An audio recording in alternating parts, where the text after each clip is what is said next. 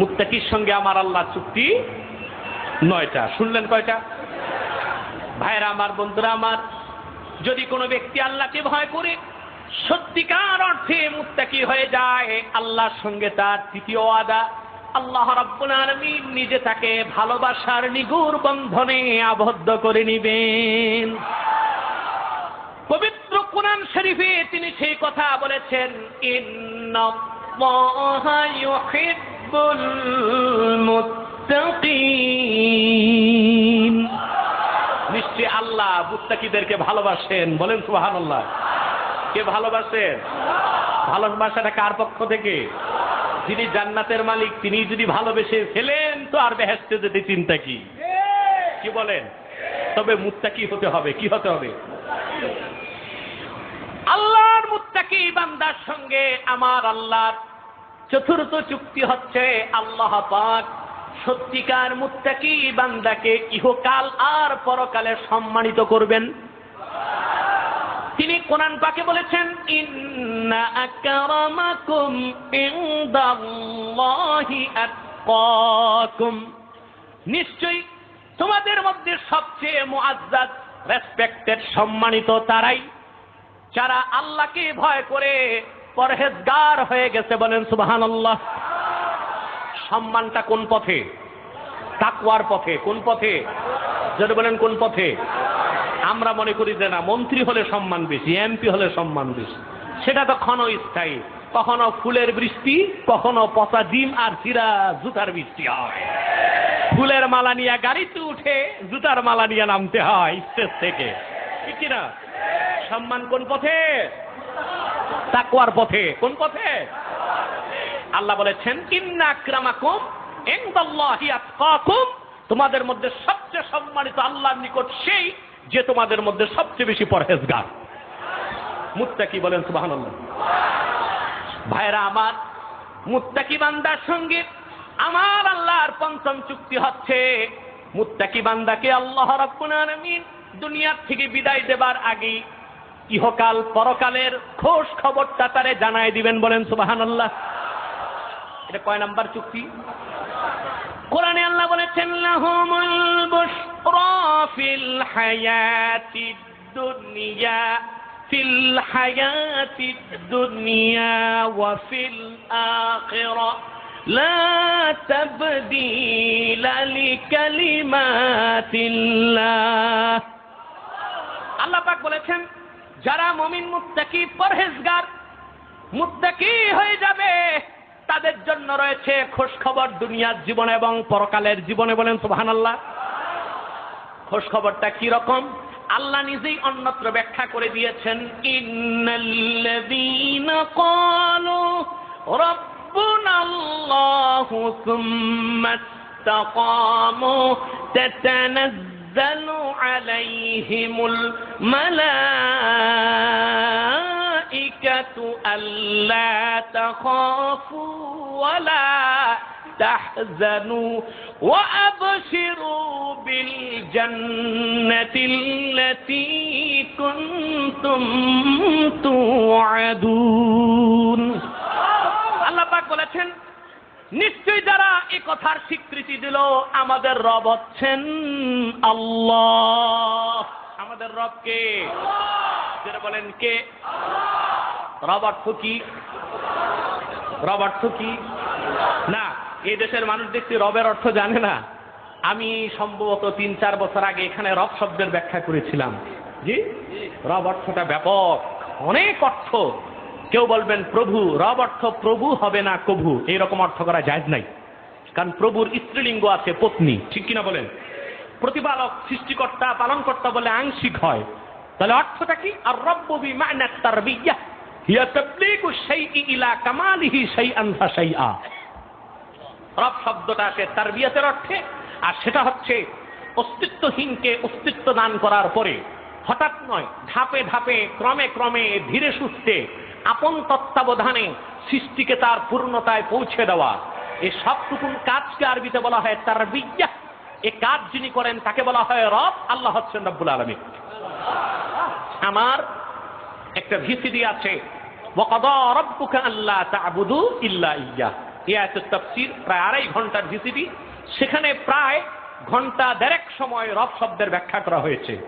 এটা সংগ্রহ করে নেবার চেষ্টা করবেন ইনশাআল্লাহ। আল্লাহ পাক যেন তৌফিক দান করেন, বলুন আল্লাহুম্মা আমিন। বন্ধুরা, আল্লাহ পাক বলেছেন, নিশ্চয়ই যারা এই কথা স্বীকৃতি দিল আমাদের রব হচ্ছেন আল্লাহ, সুম্মা ইসতাকামু আই সুম্মা সাব্বাতু আকদামাহুম আলা হাযাল কওল, তারপরে মৃত্যু পর্যন্ত এই কথার উপর, ঈমানের উপর অটল আর অবিচল থাকলো। সাতানাজ্জালু আলাইহিমুল মালায়েকা, মৃত্যুর সময় আল্লাহর রহমতের ফেরেশতারা তাদের ঘরে নাজিল হয়ে যায়। ফেরেশতারা এসে মৃত্যুর সন্ধিক্ষণে যেই বান্দা পৌঁছে যায় তার এসে অভয় বাণী শোনায়। তাফসীরের মধ্যে এসছে, দুনিয়ার থেকে বিদায় নেবার সময় মুমিন বান্দার মনে ভয় আসে, পরকালে একা একই কেমন করে যাব। কবরটা একা যেতে হয় না? কথা বলে না নাকি ছেলে মেয়েকেও যাবে? আত্মীয় স্বজন, আপনার বিবিও আসছেন, একা যাবেন, আর কিছু নিতেও পারবেন না। নিতে পারবেন? টাকা পয়সা, সোনার রূপা, ক্রেডিট কার্ড, কিছু যাবে সাথে? এমন তো না যে ক্রেডিট কার্ড নিয়ে যাবেন নাকি, ওখানে লেনদেন চলবে, এরকম কোন ব্যবস্থা? একেবারেই একা এসেছেন, একাই আপনাকে বিদায় নিতে হবে, আর সঙ্গে কিছু নেওয়া না যাবে। তাফসীরের কিতাব সাক্ষী, শাহে সিকান্দার যুলকারনাইন যখন দুনিয়ার থেকে বিদায় নিবেন, সন্তানদেরকে ডেকে বললেন, সন্তানেরা, আবার মৃত্যুর পরে, গোসলের পরে, কাফনের পরে আমার দুটো হাত তোমরা বাইরে বের করে দিও। সন্তানরা তারে প্রশ্ন করলো, আব্বাজি, এরকম ওসিয়ত তো কেউ পূর্বে কোনোদিন করে নাই, হাত কেন বের করে দিব? সন্তানদেরকে তিনি জবাব দিলেন, কলিজার টুকরা সন্তানেরা, মনে রেখো, আমি 7 সাম্রাজ্যের সম্রাট যুলকারনাইন বাদশাহ। বিদায় বেলা দুনিয়ার মানুষকে, দুনিয়াদারকে আমি একটা সবক দিয়ে দিতে চাই। 7 সাম্রাজ্যের সম্রাট শাহে সিকান্দার দুনিয়ার থেকে কবরে গেল খালি হাত, একটা সোনার রূপার কাঁচা পয়সাও সঙ্গে নিতে পারে নাই। আপনি আসছেন একা, যাবেন? জোরে বলেন, সঙ্গে কিছু নিতে? মৃত্যুর সময় ভয়টা আসে, আমি একা কেমন করে যাব কবরে, মিজানে পুলসিরাতে। ফেরেশতা আল্লাহর পক্ষ থেকে শোনায়, আল্লাহ তাখাফু, তোমরা ভয় করো না, আমরা ফেরেশতারা নেমে এসেছি কবরে, মিজানে পুলসিরাতে আল্লাহর বেহেশতের দুয়ার পর্যন্ত তোমাদের সঙ্গী হয়ে যাব। ওয়ালা তাহজানু, চিন্তা করো না। তাফসীর সাক্ষী, মুমিন মুসলমান মুত্তাকি দুনিয়ার থেকে বিদায় নেবার সন্ধিক্ষণে তার মনে হাজারো চিন্তা উকি ঝুঁকি দেয়। আমার স্ত্রী বিধবা হয়ে যাবে, তার সংরক্ষণ কে করবে? ছোট মেয়েটির বিয়ে হয় নাই, কে তার বিয়ের ব্যবস্থা করবে? সন্তান তো ইয়াতীম, কে তার চাকরির ব্যবস্থা করবে? ফেরেশতা আল্লাহর পক্ষ থেকে তারে অভয় বাণী শোনায়, নিশ্চিন্ত করার জন্য বলে, ওয়ালা তাহজানু, মুমিন বান্দা তুমি চিন্তা করো না, তোমার বিদায় নেবার পর তোমার স্ত্রী, ছেলে সন্তান, তাদের হেফাজত ও কিফালতের দায়িত্ব আল্লাহ নিজের হাতে নিবে। ওয়া আবশিরু বিল জান্নাহ, আর জান্নাতের খোঁজ খবর নাও। সুবহানাল্লাহ।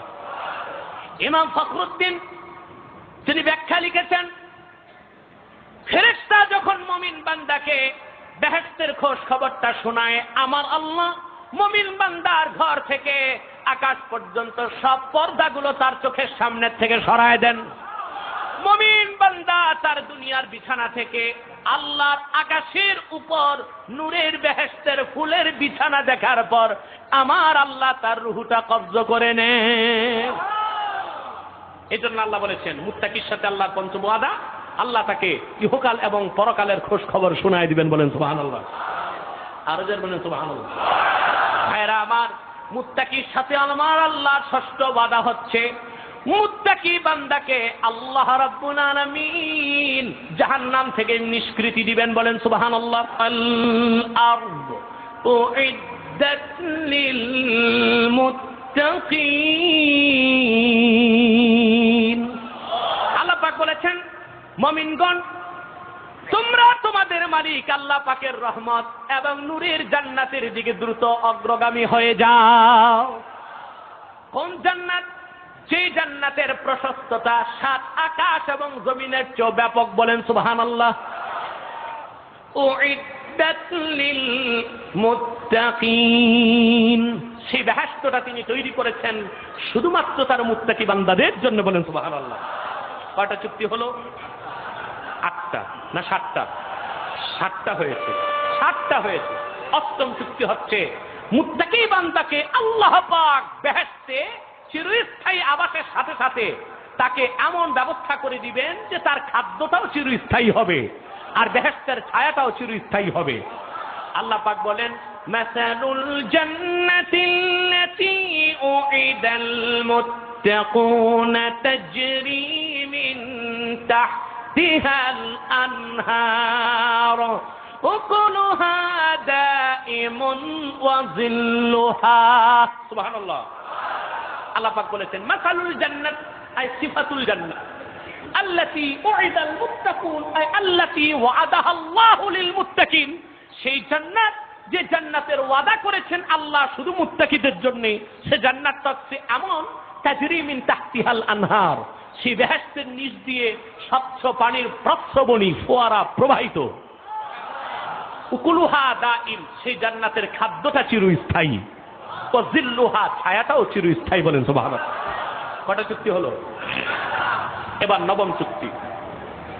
ভাইরা আমার, মুত্তাকি বান্দার সঙ্গে আমার আল্লাহর 9ম চুক্তি হচ্ছে, খাঁটি মুত্তাকি বান্দা যখন ঈমান আনার পরে আল্লাহকে ভয় করে মুত্তাকি হয়ে যাবে, আমার আল্লাহ পাক ওই মুত্তাকি বান্দার দুনিয়ায় যত বড় বিপদ আপদ থাকুক না কেন তার থেকে উদ্ধার পাবার জন্য আল্লাহই তার রাস্তাটা বানায় দিবেন।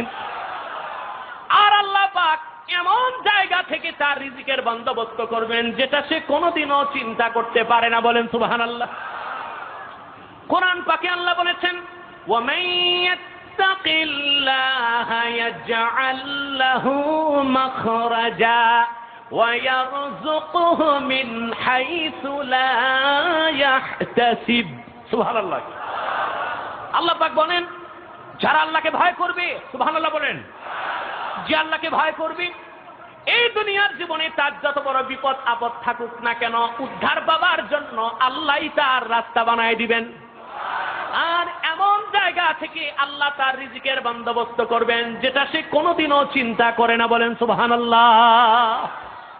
তাফসীরের কিতাবে এসেছে, নাযালাত হাযিহিল আয়াতু আলা আওফ ইবনে মালিক আল আশজাঈ রাদিয়াল্লাহু তাআলা আনহু।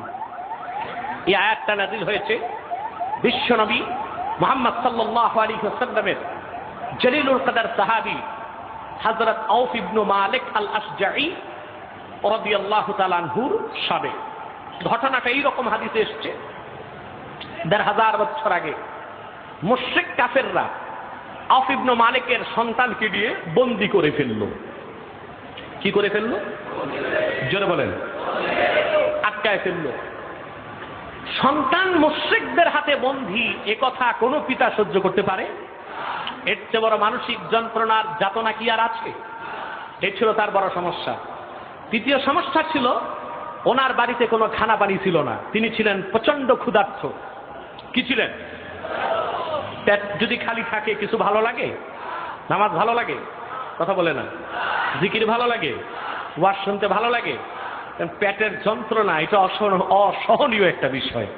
এই জন্য আল্লাহ পাক পেট নীতির সমাধানের জন্য অনেক ব্যবস্থা কোরআনে দিয়েছেন। ঠিক কিনা? বুঝছেন কিনা? পেটের সমস্যা সমাধানের কত তাকিদ কোরআন হাদিসে এসেছে আপনি চিন্তা করতে পারবেন না। মানুষকে খাওয়াও হাদিসে কতবার আসছে বলেন? গুনতে গেলে হিসাব করা যাবে না। মানুষকে খাওয়াও কত সওয়াব কল্পনা করা যাবে না। সুবহানাল্লাহ। সুবহানাল্লাহ বলবেন না?